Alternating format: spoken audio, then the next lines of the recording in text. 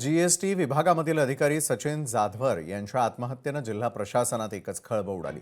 अखेर या प्रकरणाच्या 7 दिवसांनंतर जाधवर यांना आत्महत्येस प्रवृत्त केल्याप्रकरणी त्यांचे वरिष्ठ अधिकारी प्रदीप फाटे यांच्या विरोधात बीड ग्रामीण पोलीस ठाण्यात गुन्हा दाखल करण्यात आला। जीएसटी विभागातील अधिकारी सचिन जाधवर आत्महत्या प्रकरणामध्ये गुन्हा दाखल करण्यासाठी नातेवाईक आक्रमक झालेले होते। बीड ग्रामीण पोलीस ठाण्याच्या बाहेर जीएसटी अधिकारी सचिन जाधवर यांच्या पत्नीसह नातेवाईकांनी ठिय्या आंदोलन केलेलं होतं। ज्या वरिष्ठ अधिकाऱ्याचं नाव आहे त्याला डायरेक्ट मला न्याय पाहिजे, त्याला सजा झाली पाहिजे आणि मी ती फिर्याद दाखल करण्यासाठी आले। माझी फिर्याद घेत नाहीये ते। माझी मागणी एवढीच आहे की जी माझी फिर्याद दाखल केली जावी आणि आरोपीला लवकरात लवकर अटक करून त्याला कठोरात कठोर शिक्षा झाली पाहिजे। ते सुसाईड करू शकत नाही।